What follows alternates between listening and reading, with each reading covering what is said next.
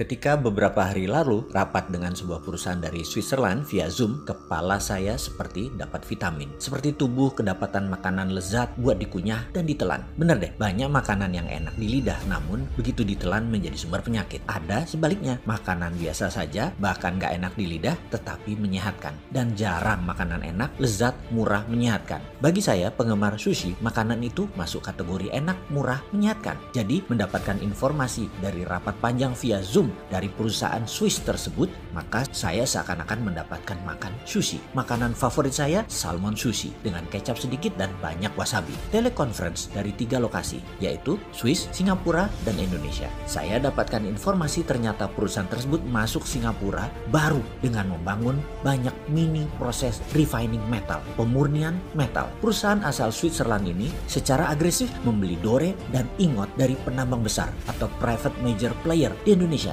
termasuk juga dari penambang tanpa izin dalam tanda petik, dengan struktur tertentu yang kemudian di-refine di Singapura. Mereka saat ini sedang meningkatkan stok PGM mereka atau precious group metal mereka. Mereka juga ternyata membangun di Dubai seperti di Singapura ini dengan bahan baku dari Afrika. Menarik, asli menarik strategi yang mereka lakukan. Mereka menghubungi saya karena nama saya kebetulan ada dalam perusahaan tambang emas di utara Manado, di salah satu pulau utara Indonesia. Mereka ingin mengambil ingotnya atau dore atau metal yang masih bercampur dengan emas yang kadarnya paling tinggi 50%. Masih ada Ag-nya, masih ada PT-nya, yang jelas Cu-nya yang paling banyak dari sisa 50% tadi. Mereka memerlukan semua mineral tadi. Sama persis seperti apa yang dilakukan pihak Cina dengan mengambil nikel yang dibela pejabat teras yang multi talent itu. Nikelnya 25%, sisanya emang isinya pasir. Ya enggak lah, ada litium, ada ferro. Wis males dah kalau saya lanjutin urusan hal ini. Sebenarnya yang heran adalah masalah fansnya. Asli saya heran. Tanah air dikuras, bosnya mah nggak paham-paham banget. Pejabat-pejabatnya berlindung di balik kebaikan bosnya. Ketika diingatkan banyak kesalahan pejabat-pejabat tersebut, lalu bosnya dan fans bosnya dipakai buat serangan balik. Dan mereka akhirnya sudah tahunan menikmati kedaulatan menjabat dilindungi oleh bosnya. Yang pastinya fulusnya mah mereka pribadi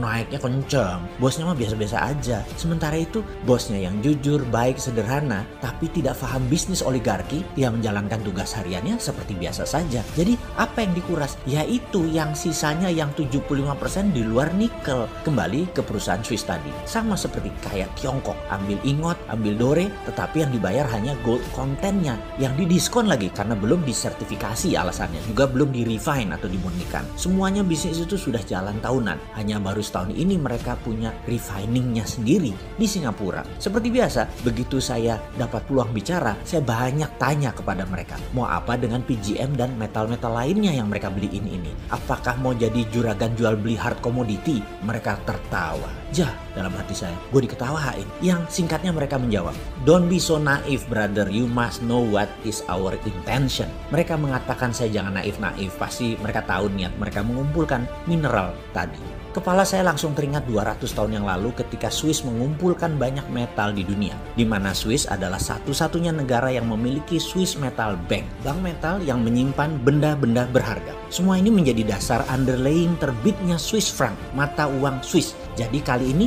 mereka mengumpulkan kembali, apakah dengan tujuan yang sama, membuat Swiss jadi safe haven currency. Banyak ngelamun saya dalam diskusi kemarin. Setiap beberapa kalimat dari mereka saya langsung punya theater of mind, layar bioskop di kepala saya. Apa yang akan terjadi ke depan dengan strategi mereka ini? Pertama, saya geblek-geblekin yang jual material ke mereka. Jual tanah air dengan harga murah. Prinsip dagangnya begini, kalau mereka punya tambang, katakanlah tambang tembaga Freeport. Ingat ya, Freeport tambang tembaga bukan tambang emas. Iya, tambangnya ada emasnya, tapi yang dipajakin kan koper bukan gold. Gimana sih lu?